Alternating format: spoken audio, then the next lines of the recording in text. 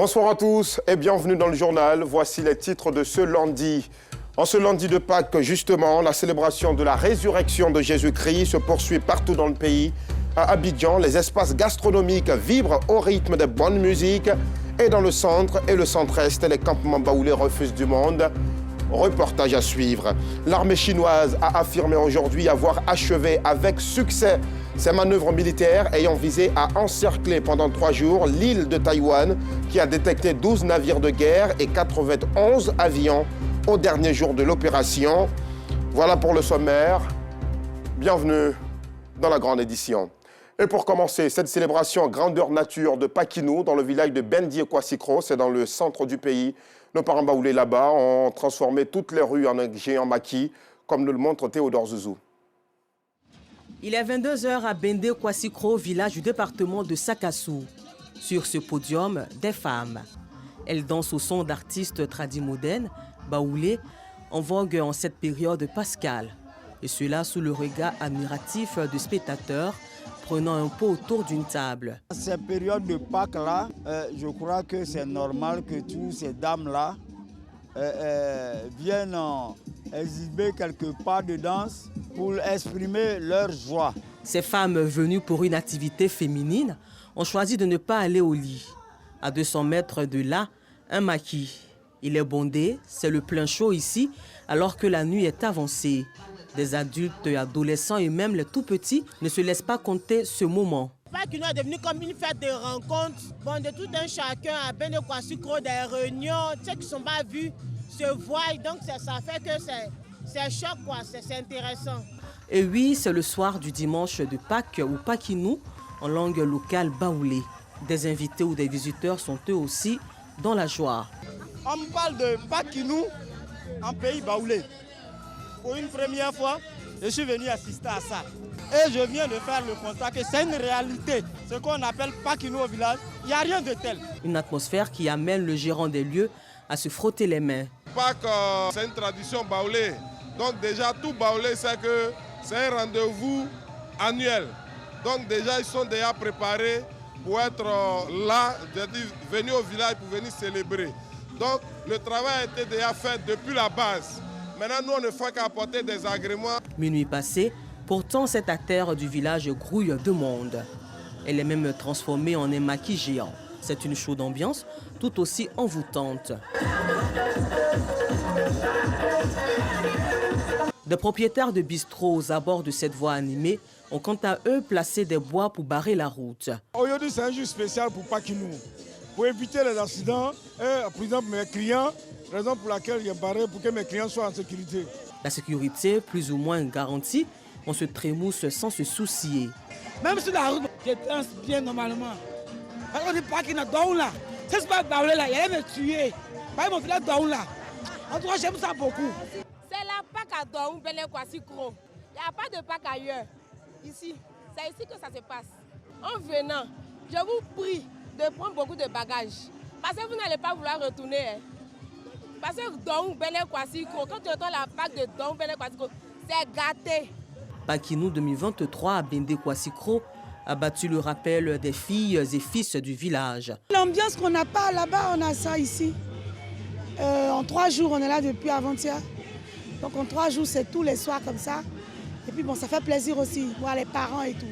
Au moment où nous quittions les lieux à 2 h du matin, la fête se poursuivait au grand bonheur des participants. C'est bien. Le reportage de Théodore Zouzou est commenté par Anissette Konon-Blessing. Et comme vous le constatez, dans les villages et les campements baoulés au centre et au centre-est du pays, la Pâques a un élan très traditionnel. Pakinou a été fêté en grande pompe à Diabo et à aussi Takikro dans la sous-préfecture de Bamoro. Célébration marquée par des jeux patrimoniaux, des réunions de développement, des danses et surtout un retour aux sources, comme nous le montre encore une fois Théodore Zouzou et Ami Koulibaly. Aossi Takikro, village de la sous-préfecture de Bamoro, dans le département de Bouaké. Il est 14 h. Assis sous l'arbre à palabres, les fils et filles du village, en présence du chef, participent à la grande réunion annuelle ce dimanche de Pâques. Au cœur de la rencontre, l'amélioration du cadre de vie et des conditions de vie des villageois. L'objet réel de cette réunion, c'est de débattre comment organiser le développement, l'avancement du village. Ce village a été loti, électrifié, et aujourd'hui, il est question d'adduction d'eau. Comment faire pour avoir les moyens pour mettre ça en place? Après des échanges sur ces questions, le consensus est trouvé. Des cotisations sont fixées, les cadres s'en réjouissent. Je pense que c'est de bon augure, parce que nous, déjà en tant que cadres, nous avons effectivement pour mission d'accompagner toute notre communauté, tout le village, tous nos parents vers le développement. La fête des Pâques, comme on le dit, le Pâques-Inou, c'est pour nous l'occasion dorée pour se retrouver effectivement chaque année, faire le point de toutes les activités et envisager aussi tout ce qui est perspective. Je profite pour faire appel à tous les jeunes du village de toujours participer au Pâques-Inou. Qu'on ne prenne pas Pâques-Inou pour venir faire, de venir se montrer, pour dire que non, on est venu faire la jeunesse, on est venu danser. Non, on est venu pour nous organiser, pour faire des réunions. Comment faire avancer le village? À Aossi Takikro, la jeunesse est cultivatrice. Elle s'approprie certes la vision de la mutuelle, mais évoque le manque de moyens financiers pour sa mise en place. Nous demandons à nos parents qui sont ailleurs de venir nous aider à faire un champ commun pour aider, pour s'entraider. Les femmes du village adhèrent à cette vision même si les moyens font défaut. Elles savent que la foi déplace des montagnes. L'avenir de mes enfants me réjouit et je souhaite qu'ils continuent sur cette lancée. Les réunions de Pâques-Inou ne sont pas une priorité pour les jeunes du village. Participer au développement du village, c'est bien, mais nous, on s'amuse d'abord. Nous mettons le cap sur la ville de Diabo où Pâques-Inou, jeux patrimoniaux et retour aux sources font bon ménage. Avant de plier bagage, une visite à Nanan Baté Thomas, chef de canton Glo-Mamunan, nous a permis de nous ressourcer. La célébration de la Pâque n'est pas passée inaperçue dans la commune de Yopougon. Les espaces de divertissement ont refusé du monde. La joie et la gaieté se lisent sur tous les visages. Tout le monde est content que le Christ soit ressuscité, comme nous l'explique Anissette Konan-Blessing. À la Sikonji, l'un des quartiers chics de la commune de Yopougon, la célébration de la fête de Pâques bat son plein dans la nuit de dimanche à lundi. Cet espace de divertissement est pris d'assaut par les amoureux de la fête du jour. Tous esquissent des pas de danse au rythme d'une musique en baoulé.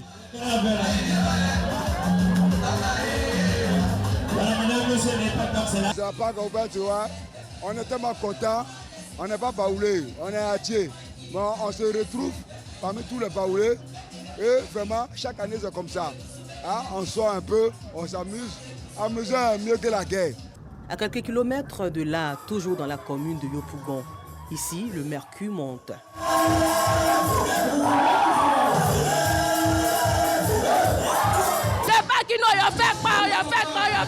Dans ce maquis, Pâques-Inou a célébré dans une totale gaieté. Pas de danse et chant en chœur, tout se fait en symbiose.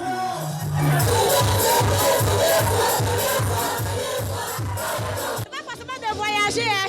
Même à Bidjan ici là, on fête Pâques. Donc en fait, même à l'église, même au maquis, on fête partout. C'est ma première fois même de venir fêter même la Pâques. Juste partager un repas avec mes frères. Je suis très contente, très heureuse. Dans la commune de Yopougon, les amoureux de la fête n'y sont pas allés de main morte. À preuve, l'affluence dans les espaces de divertissement.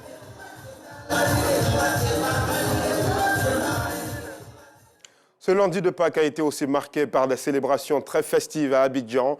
À Blocance, dans la commune de Cocody, les Ivoiriens sont sortis entre amis ou en famille.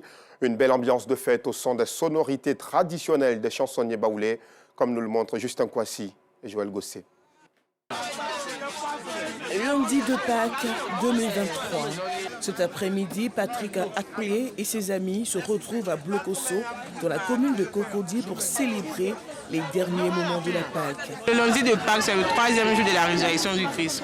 Donc on est venu commémorer ce temps-là. Nous sommes toujours dans la fête de la Pâque. Nous nous retrouvons pour pouvoir festoyer, manger ensemble, partager une bonne joie de vivre et puis voilà, pour célébrer bien sûr la résurrection du Christ. Nous sommes encore en famille, avec les petits frères et autres, nous sommes venus nous amuser un peu à Blocos, manger, danser et puis retourner en famille. Il en est de même pour Raphaël Kofi, accompagné de sa famille. Généralement, après la Pâque, les gens ont l'habitude de faire ce qu'on appelle la Galilée. Donc on a trouvé nécessaire, comme on n'a pas pu faire la Galilée, de sortir en famille avec mon petit frère, mon épouse, ma première fille et puis mon fils.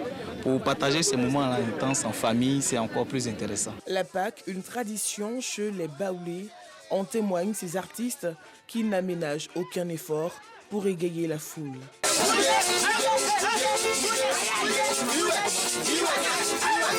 C'est la fête, on est venu pour agir les gens, pour faire plaisir aux gens. C'est pourquoi on est là.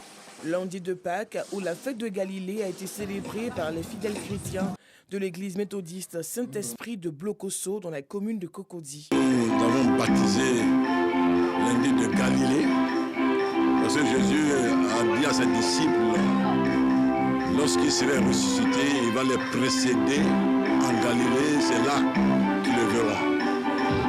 Donc c'est une tradition dans l'église méthodiste du Côte d'Ivoire et à chaque résurrection que nous commémorons également aussi cette journée. La fête de Pâques se veut particulière pour les chrétiens et pour les non-chrétiens qui ne se lassent pas de la célébrer.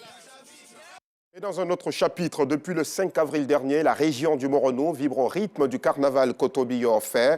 L'activité culturelle qui se tient dans la sous-préfecture de Kotobi est meublée de plusieurs activités, dont un atelier de formation des acteurs autour du thème art et culture au service du développement local. Au commentaire de ce reportage, Davis Oyo. Un atelier de formation pour donner le ton de la 3e édition du carnaval Kotobi-Yoffé. Cette rencontre de réflexion vise à outiller les organisateurs et les autres forces vives de la sous-préfecture de Kotobi à faire de la culture un facteur de développement local. Un festival ou on va dire un caravane, c'est une entreprise culturelle. Et une entreprise culturelle a un modèle économique. Et le modèle économique pour ces genres d'activités, ça peut être des objets à l'effigie de l'événement qu'on vend, des t-shirts, des gadgets. Cet argent rentre dans la caisse de l'entreprise culturelle qui devient demain le fonds de déroulement de l'entreprise. Une séance de mise à niveau initiée par le commissaire général du carnaval, Kotobi-Yoffé. Il était important pour nous, à travers ce séminaire, d'orienter tous les axes de telle sorte que le volet économique soit véritablement pris en compte, de telle sorte que ça puisse servir au développement local. Les échanges se sont déroulés en 2 phases, en français et en langue locale, notamment l'agni. Cette méthode pédagogique vise à toucher l'ensemble des participants. Ce que j'ai retenu, c'est que le conférencier veut nous amener à travers ce festival pour pouvoir aider la population de Kotobi à se développer sans attendre une aide extérieure. La localité de Kotobi est estimée à 12 000 habitants, composée majoritairement de jeunes. L'atelier de formation a servi de prétexte pour mettre en contribution ces jeunes sur les valeurs culturelles et son impact dans l'économie d'une localité, celle de Kotobi en particulier. Et comme annoncé en titre, l'armée chinoise a affirmé aujourd'hui même avoir achevé avec succès ses manœuvres militaires ayant visé à encercler du 8 au 10 avril l'île autonome de Taïwan. Taïwan a pour sa part annoncé avoir détecté durant ces 3 jours 12 navires de guerre et 91 avions. On est à présent à la page sport de ce lundi. Bonsoir Salif Ouattara. Très heureux de vous retrouver. Moi aussi. Alors, les différents stades qui accueilleront les matchs de la CAN 2023 sont connus. Leurs noms, j'allais dire, sont connus. On les découvre ensemble dans ce sujet commenté par Sébastien Wognan et on en reparle juste après. Construit à l'occasion de la CAN 2023 qui se jouera en 2024, les noms que porteront les stades de Yamoussoukro, de Korogo et de San Pedro sont connus. L'annonce a été faite par le ministre des Sports, Paulin-Claude Danho, à l'occasion de la Journée internationale du sport et de la pose de la première pierre de l'Agora de Dimbokro. J'annonce solennellement que le stade de Yamoussoukro sera baptisé du nom du Premier ministre, gouverneur de la BCEAO, président de la CDVR, Charles Konan Bani. Et pour honorer les anciennes gloires du football,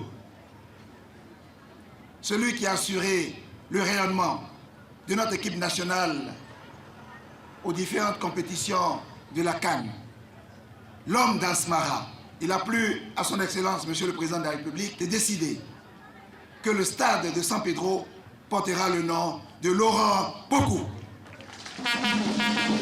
Et le stade de Korogo, bien sûr, a été baptisé du nom du Premier ministre Amadou Gon Coulibaly. Le ministre Paulin-Claude Danho a donné par la suite les raisons du choix de ces 3 dénominations. Ainsi donc, en le faisant, en même temps que nous réalisons des infrastructures sportives, Son Excellence, le Président de la République, a voulu que nous donnions des modèles et des repères aux jeunes générations. À cause des valeurs portées par ces hommes. Ces 3 stades, à l'instar des 3 autres, le stade Félix Houphouët-Boigny, le stade Alassane Ouattara et le stade de la Paix de Bouaké, constituent une fierté pour la Côte d'Ivoire qui abritera la prochaine CAN dont le coup d'envoi sera donné le 13 janvier 2024. Merci beaucoup Sébastien Ougnin. Alors Salif, y a-t-il eu concrètement des critères d'attribution de ce nom à ces différents stades? Alors les critères émis au niveau du ministère des Sports et même par le chef de l'État sont assez clairs. Il fallait donner des noms influents, des personnages qui ont influencé la société ivoirienne, mais aussi une certaine géopolitique qui a consisté à trouver ces différents noms-là. À Yamoussoukro, vous verrez que c'est l'ex-premier ministre, paix à son âme, Charles Konan Bani, qui a été choisi. On le sait tous, il vient de cette région, il était fils de cette région. Il a aussi marqué son histoire avec tout ce qu'il a pu faire au niveau de l'administration économique ouest-africaine et ici en Côte d'Ivoire. Gouverneur de la BCEAO après le président Alassane Ouattara, Premier ministre de Côte d'Ivoire, président de la commission Dialogue, Vérité et Réconciliation. Voilà. Et ensuite, à San Pedro, l'objectif là, c'était de trouver le nom d'une gloire du football ivoirien, d'un joueur qui a vraiment marqué l'histoire. Et à l'unanimité, beaucoup d'acteurs du monde sportif, des anciens footballeurs, se sont tout de suite rendus compte que l'image, le visage de Laurent Pokou, paix à son âme également, coïncidait avec cet hommage qui devait être rendu aux anciennes gloires du football. Et ensuite, au niveau de Korogo, pour marquer l'histoire également, vous savez que Peleforo Gon Coulibaly est un visage bien connu de la région en tant que chef traditionnel, charismatique de ces années 50-60. Donc, il fallait honorer également le nom Gon Coulibaly, associé au Premier ministre, Feu Amadou Gon Coulibaly. C'est ce qui suscite le choix de ces différentes appellations. Les icônes du football ivoirien ont été donc honorées à travers l'attribution du stade de San Pedro à l'homme d'Asmara, Laurent Pokou. Qu'est-ce que ça vous fait personnellement comme sentiment? C'est un sentiment, pour moi, d'injustice réparée. Parce que Laurent Pokou, beaucoup de gens ne connaissent pas son histoire. Je pense que s'il était de cette époque, cette nouvelle époque-là, cette nouvelle génération dont on parle tant, il aurait eu beaucoup plus de mérite et beaucoup plus de reconnaissance. C'est dommage que ce soit après son décès qu'on lui ait rendu hommage de la sorte. Il y a encore d'autres gloires qui sont là, qui sont bien vivantes. Je pense qu'il est temps de penser à elles avant que le dernier coup de respiration ne survienne. Pensons à tous ces internationaux, tous ces anciens joueurs là qui ont marqué vraiment leur génération. On peut penser à Didier Drogba, à Kolo Touré, à Yaya Touré, à tous ceux-là qui ont vraiment marqué leur génération. Allons encore un peu plus dans le passé, à Abdoulaye Traoré Diben Badi, qui a également été l'une des pépites du football ivoirien à une certaine époque. Il ne faut pas les oublier, il faut trouver des espaces, des infrastructures sportives où quand même on peut coller leur image à ces événements-là. Alors Salif, vous entendez donc clairement le mécontentement de ceux qui estiment que Didier Drogba, qui est à ce jour la plus grande star du football ivoirien, devrait avoir un nom sur son nom sur l'un de ces stades? Oui, je l'entends, je partage aussi ce sentiment. étant de cette génération, étant un observateur de cette génération, mais je crois que ceux aussi des générations passées vous diront que Laurent Pokou le mérite amplement. D'autres vous diront que Abdoulaye Traoré le mérite amplement. C'est pour ça que je dis qu'il faut trouver d'autres infrastructures où il faut coller ces noms à ces différents établissements sportifs. Ce ne serait pas mal, ce serait vraiment bien de pouvoir récompenser tout le monde, mais ce sera au fur et à mesure. On ne pensait pas qu'il y allait avoir 6 stades ici en Côte d'Ivoire et qu'on allait donner le nom d'une ancienne gloire à l'un de ces stades-là. Donc le pas, il est déjà bon. Il faut souhaiter que ça continue comme ça. Très bien. Merci beaucoup, Salif Ouattara. En tout état de cause, nous souhaitons une très bonne chance à la sélection ivoirienne lors de cette prochaine Coupe d'Afrique des Nations que nous accueillons sur nos propres installations, en espérant garder, n'est-ce pas, Salif, le trophée ici en Côte d'Ivoire. Ce journal est terminé. Merci beaucoup de nous avoir suivis. L'information revient à 12h30 demain. Très belle soirée à tous.